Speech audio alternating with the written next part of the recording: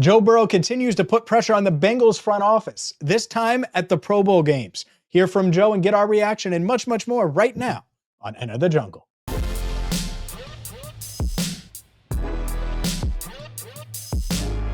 Hi again, everyone, and welcome in to Enter the Jungle. I'm James Rapien. He's Andrew Fox Miller. Catch us every single Tuesday at 8 Eastern right here on the YouTube channel Cincinnati Bengals Talk. You can also listen wherever you get your podcast, including Apple and Spotify.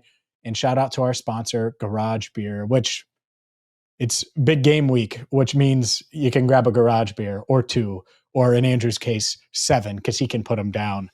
Andrew, we have a lot of Joe Burrow talk to get to. And it starts with Joe at the Pro Bowl games. It was his first Pro Bowl games. Did you watch the Pro Bowl games? Clips, like just the highlights. I'm not gonna sit around and it was on the TV, background noise. You know how it is. Yeah, I had it on my TV too, and I was like, what am I doing? I watched a few minutes and I'm like, I could play with these dudes. What do we do? What are we doing? This is because they're like half trying. They're not like really trying, of course, because why would you? Anyways, enough about me and my elite all-star flag football skill level. Good Lord. Let's get to the Bengals all-stars and Bengals all-stars like Trey Hendrickson and Jamar Chase and Tee Higgins, who had a career high 10 touchdowns this year, even though he doesn't play in games, according to some Bengals fans. So all three guys have their futures up in the air, and Joe Burrow has been adamant about keeping Tee. Jamar feels like a no-brainer at this point. Obviously, you have Trey Hendrickson as well in his future with 1 year left on his deal and him wanting a new contract, very much up in the air. Well, Joe Burrow was asked about Jamar Chase's future on Thursday, so multiple days before the actual flag football game in Orlando, and he just continues to put pressure on the Bengals front office. Here's what Joe had to say. Yeah, everybody sees it every single week, week in and week out. He continues to make unbelievable plays, make people miss, score 50-plus yards, touchdowns. I mean, I don't know what more he could do to show and prove himself. You know, we have several guys like that who have stepped up for us and deserve to be paid what they're worth. That courtesy of ESPN, and Joe wasn't done there. 2 days later on Saturday, sat down with SiriusXM, didn't sit down, stood up with SiriusXM, was interviewed by them on NFL radio, and same thing, thinking and optimistic that they can keep not just Jamar, not just Trey Hendrickson, but keep the trio, Hendrickson, Chase, and Higgins. T, Jamar, and defensive side, Trey. How does this organization go about trying to get everybody back to run it back again? Yeah, we can make it happen. And it has to be right for everybody involved. And I know the players want to make it work. We all want to be together. So I don't see it not working out, but we'll see. In that courtesy of SiriusXM NFL radio, Andrew, when you hear those comments, and Joe didn't have to, especially in the first one, say anything about the other guys. We have several guys that are like that should be paid what they deserve. It's pressure in a different way, because he mentioned, hey, no one here needs to be taking a discount. And then on the other side, he's like, yeah, we have a plan. We want to be together, and it's got to make sense for everybody, but I don't see it not happening. And that's huge pressure. I don't see it not happening. The whole world thinks it can't happen, at least outside of Cincinnati. And he says, I don't see it not happening. What's your reaction? Okay. So there's two things I'm going to react to here. One is Burrow doing what he's doing. And then there's the realistic chances of the three of them remaining on this team, right? First of all, Burrow he is saying a lot all of a sudden. He's like that person, that coworker, like during office hours, it's like, hey, Joe, do you wish they would have done more in free agency? What was his line? Not my job. Now, all of a sudden, he's like at happy hour, just running his mouth, like, we're going to make it work. It's going to happen. It's going to happen. Not to downplay, because it is significant that Joe's saying it. I appreciate it. But it is weird just seeing him all of a sudden championing this cause, right? Of course, it's realistic. I mean, obviously you have Burrow saying it, but like Duke Tobin said it himself. Right? Like, we have the resources to do it, he said. It all talks to the Enquirer. It depends on how negotiation goes and whether they're willing to accept wanting to come back at a number that makes sense for everybody. It's kind of like what Joe's saying here. The issue won't be whether or not it's realistic from a standpoint of cap space. cash and so on, right? The issue is going to be what it's always been. The Bengals front office has their definition of effort, their definition of what is fair. The players, their representation, the market has its definition. So the Bengals, they leave a lot to be desired in terms of adding to the roster, but they've never shied away from making what they believe is an adequate effort in keeping players that they believe are important to this team. So if anything, they're loyal to a fault. It just doesn't always translate into agreements, pen to paper. That's the thing I can't answer for. There's predictability, and then there's, will they change? I mean, maybe that's the question. I don't know. People are going to hear you saying that and say, yeah, that was their reputation.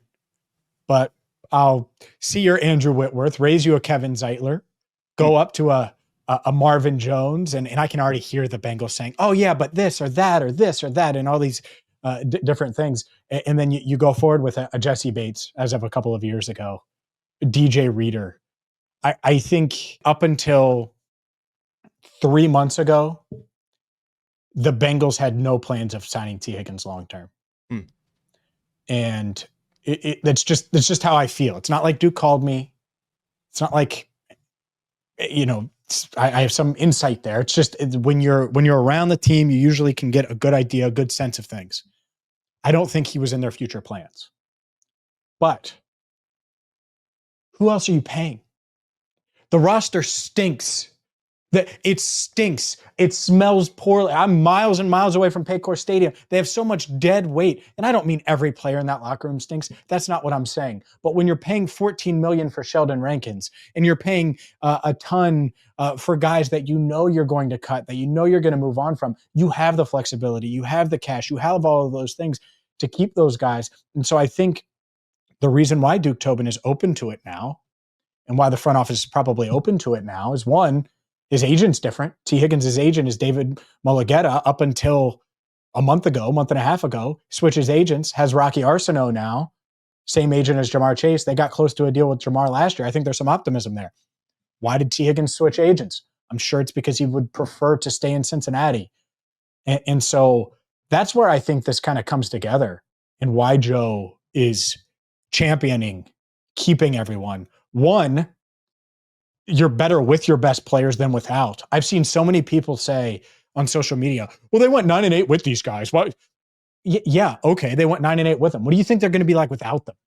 You think T was the problem last year, or was it Sam Hubbard getting way too many snaps and making way too much money, and Sheldon Rankins making way too much money, and the fact that they let Jesse Bates walk and DJ Reader walk? Like, that's where the issue was. Not, oh, well, you can't pay T. Of course you can pay T. And I really like that Joe is speaking out about it. I'm not sure what happens. I'm not sure if they keep everyone, but we have him on record. We know how he feels about these guys. So now all my eyes are up there looking at the perch at Paycor Stadium at Mike Brown's office and company, because you know that the pressure's on for sure. I believe that the Bengals front office truly thinks they're making their best effort. I do believe that. Like, look at anything in life. Housing market, the job market. James, you dealt with the housing market several years ago. Like, you can believe you're offering what is fair and what's with what you believe is within your means on a house that you really want. I think the Bengals are that team that would go back to their family like, truly believe we did the best we could.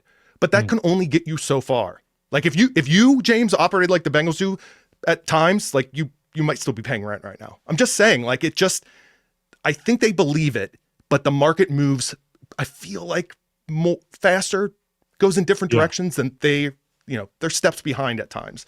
Oh, this is the time. Good. This is the window. You got to get in lockstep. Let's go. This is good. Hey, Bengals, listen to Andrew, because I have that 2.1% interest rate locked in because I bought when it was really uncomfortable. And that's what you have to do. It's actually a really good analogy, because had the Bengals been able to get something done with T 2 years ago, like they should have and could have, well, he'd be making like $22 million per right now. And he'd be entering year 2 of a 4-year extension.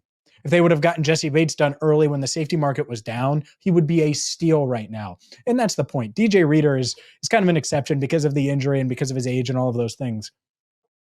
But if you draft and develop a guy, let's say Amarius Mims is awesome this year, and he's a Pro Bowler. And then next year, same thing. it is much more beneficial to get that thing done much sooner rather than later. Of course. Because you can spread out that's why the Jamar thing is so baffling, because everyone's knew that Jamar was awesome. And if you get it done earlier, it's going to make life easier for you. And instead you didn't, and now it's going to cost you more. All right, Andrew, I have to ask you though, with that 2.1% interest rate, will the Bengals be able to keep all of their guys? That's a question we can't answer. But what does Andrew want to see? You guys always hear from me. What does Andrew want to see from his favorite team, the second, third, and fourth best players, at least for my money on the roster? Does he want them to re-sign all three? Will it be wise? Get that answer coming up next. Welcome back to Enter the Jungle. I'm James Rapien. He's Andrew Fox Miller, and it is time to figure out what Fox thinks. What does a fox say, Andrew? That's how we'll do it, right? All right, let's dive in to the Bengals trio. Obviously, Joe Burrow wants the Bengals to sign Jamar Chase, Trey Hendrickson, and Tee Higgins to long-term contracts. As a Bengals fan, what do you want? What do you want them to do that is in, obviously, their best interest of winning? Obviously, you want to keep them to keep everyone that's productive. At the same time, you want them to win. So what do you think their best path forward is? Okay. This isn't my final answer, but I need to establish this. Can we just not drag out these negotiations? As a Bengals fan, can we? I'm so tired of that. I'm so tired of that. I don't want this to be going into camp. Can we just get whatever we're going to do, one way or another? Can we just make this happen this offseason? Be great, right? Can we just start with that? Let's establish it. Sign me up, please. Yeah. I'm write it down. Speed that bleep up. Never mind as a fan, even just James, us and Cincinnati Bengals talk on YouTube. Like, I don't want to go on a vacation and be waiting on that phone call. Like, because everything's still lingering. You know what I mean? Remember when we had the golf outing and it was the Thursday before the start of the regular season? Yep. Thank God I found out that they weren't getting the deal done, but we're sweating like half the time. Oh yes. Just get the deal done, Bengals. Anyways, regarding Jamar Chase last season, right? Yeah, Jamar. Yep. Hey, I don't know where this wide receiver market is going to be heading this offseason. I feel like last offseason caught us off guard a bit. Like, it felt like things weren't moving quite the way they were. And then all of a sudden, boom, right? At the end of the day, look, as a Bengals fan, keep your stars. Not only that, but in regards to Tee Higgins, I know he always seems to be kind of the more debated one, sort of the outlier of the three. Like, oh, well, we could use this towards interior offensive line and so on and so forth. There's two things that, for me, I'm concerned about with the idea of whether it's trading T, whether it's not paying T. What are they going to do with that freed up money? What are they going to do with the picks that they acquire if it's a trade? I don't know. All I do know is that there's not an answer for Tee Higgins right now on this current roster. I don't see it yet. Maybe that could change in camp. I'm not going to wait till then to figure that out. And odds are it won't be the case. So what faith would I have as a fan, anyone observing and watching this team, what faith would I have that they're going to have an answer for not having T, whether it is through the draft, whether it is through free agency? If you've got the means, and we just established in the last segment that they do, absolutely lock it in and let's get this over with and build around those decisions. I like it. And what faith do you have in them figuring it out? Well, they drafted Jermaine Burton. And I think part of why drafting Jermaine Burton, part of that thinking was, oh, he can be part of our long-term future. And maybe they still feel that way, but he certainly isn't an answer right now. Exactly. Right? You have nothing but question marks in that wide receiver room outside of Jamar Chase and Andre Yosavash. Potential. Tee Higgins isn't potential. We know what Tee Higgins is. No doubt. In the team that wants to pass more than anyone else in the league. Like, everyone, there's no issues on offense. Get rid of T. At the end of that Pittsburgh game, people forget, they couldn't move the ball on offense. They couldn't end the game on offense. The defense had to do it. You need weapons. And if you don't want them to draft a wide receiver in the first round, you better get on board with the pay T trade. That's how I feel. I think it's so funny. It's like, oh, well, you can find receivers anywhere. Can they? Because Andre Yosavash, Charlie Jones, Jermaine Burton. And I don't really know Jermaine that well, even though I covered him for a year. I know Charlie and Andre pretty well. Like both of those guys a lot. I don't know if either one's a wide receiver 2 in the NFL. Maybe. But are they a wide receiver 2 in a really pass-happy offense where you have to beat double teams half the time? Like, I don't know, because in that scenario without T, Jamar Chase, I would triple team him. And I would say someone else go win. Triple team him. And that sounds silly, but that's what I would do. And so that's the one element. The other one, as far as replacing these guys, they replaced Jesse Bates with Nick Scott. And then they went out and they got Geno Stone. They brought back Von Bell. And they used multiple draft picks on these guys, whether it's Dax Hill and they don't know how to use him, Jordan Battle, and he's getting benched for a guy in Von Bell who obviously had lost a step. Like, no, I don't trust him. You can't trust him. You know what you have in T. So I agree with you. In the speed part is very big. Get this done. Get them done. I'm going to have on the channel, you don't know this, I'm going to have what I would offer each of these guys and how it gets done, because I think there's a pretty easy blueprint to get them done. And I like Joe said last segment, they want to be here. And when you have guys that want to be here, you can get something done. And by the way, as far as paying T, as far as keeping T, I'm not looking at it as T is going to be year after year Pro Bowler. T is going to be getting, 1,500 yards, over 100 receptions, clearly double digit. Like, I'm not asking him to pay it based on that basis. We know what he is. He's a good fit for this system, and he can make plays that will change the outcome of a game. That is what we need, and we don't have a replacement for that yet. So when I say pay him, that's what we're paying him for in my mind. No doubt. It's not about roster balance and balancing the roster and putting together the perfect roster. It's, all right, how can you win? And they win with their core. Joe, Jamar, Trey, T. I put Orlando in there. I think those are their big five. Joe and Orlando are under contract. The other three need to get paid. We'll see if they do get paid. One of their biggest nemesis, their biggest rivals, once out. We'll discuss that coming up next. Welcome back to Enter the Jungle. He's Andrew Fox Miller. I'm James Rapien. And Myles Garrett once out. He's demanded a trade. I wonder how the big play guys feel about this. But Myles Garrett officially requested a trade on Monday. And I think we could all see it coming. The Browns have no intention of trading him. And yet the guy who sacked Bengals quarterbacks 13 times, entered the 2024 season 8-2 against the Bengals. The Bengals swept them this year, so he's 8-4. But overall, Myles Garrett has been a thorn in the side of Joe Burrow, Jamar Chase, and company. So this is big news that he wants out of Cleveland. It's big news. And before we even think about the idea of going there, anyone that's been aware of this situation or maybe just now finding out about the news, if you have a thought in your mind of, oh, Bengals should go get him. I know people are joking and like making memes out of it. Bengals should go after Myles Garrett. Just get that out of your mind right now. What are you doing? Just get it out of your mind. Your biggest hope as a Bengals fan is that he leaves the AFC North. That's the news. That's the dream right there. Get him out. And by the way, Garrett clearly wants to go to a contender. That's where a lot of this is coming from. You need a team that has the cap space, is aggressive in making deals, and realistically has a shot at the Lombardi. So if you ask me, I don't know. This feels like a rich get richer situation. Like if he does leave the Browns. Well, yeah, obviously the hope for Bengals fans is that he leaves Cleveland, gets the heck out of the division, likely gets out of the conference, send him to the Rams or somewhere. Who says no? The Bengals franchise tag Tee Higgins and offer Tee Higgins in the 17th pick for Myles Garrett. Who says no? Here we go. I just said, get it out of our mind, and now you're putting scenarios up. Who says no? I put it on a poll on X. Who says no? Tell me what the poll says. 28.5% say both teams say no. 24.6% say the Browns say no. 24.2% say the Bengals say no. And 22.7% says no one, done deal. That might be the closest poll I've ever made on social media. I'm not going to lie to you. That might be the closest poll, Andrew. I'm going to say I would go with the no one agrees to it. Neither side.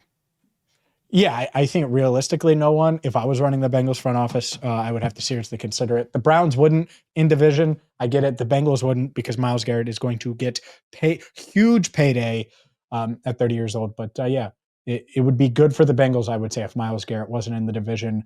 We will see if that happens. Speaking of the division, could not Tee Higgins, but Temu Higgins end up with a Bengals division rival? Yeah, I said that right. We'll get to that coming up next. Welcome back to Enter the Jungle. He's Andrew Fox Miller. I'm James Rapien. Could Temu Higgins end up in the AFC North? Oh, I said that right. I'm not talking about Tee Higgins. Obviously, We're expecting Tee Higgins to stay in Cincinnati. Maybe that doesn't happen. I certainly don't expect him to go to the Cleveland Browns, but Browns fans salivating about the idea of Tee Higgins going up north, going up 71 from Cincinnati, making that 3.5-hour drive to Cleveland and joining the Browns. Might be like 3 hours and 15 minutes since you're stopping at Berea. The point is Browns fans love the idea of Tee Higgins in Cleveland. So much so that they asked AI to put together a nice little graphic of Shedeur Sanders and Tee Higgins. But see, this isn't Tee Higgins, Andrew. Check this out. This is Temu Higgins. It must be T's long-lost cousin. This certainly isn't Tee Higgins. AI got confused and put Temu Higgins in a Browns uniform. Yeah, that screams thousands of fake reviews right there. Positive fake reviews of Tee Higgins. By the way, I like the original post here. The Bengals can't pay Tee Higgins. Walk with me in all caps. I don't think that this version of T could walk anywhere without running into things. What is going on with AI and these? What's happening here? Walk with me. I mean, just so good. That T will walk because he sure as heck can't run. I'll tell you that right now. He sure as heck can't run because that's Temu Higgins. Hopefully T sees this. I know he's big on social media. Just hilarious. Temu Higgins. So it's this might go in my top 5 ever, man. Temu Higgins, it's a pretty good one. Yeah. Could we get Temu Higgins on the show? Could we book him and get him to answer some questions?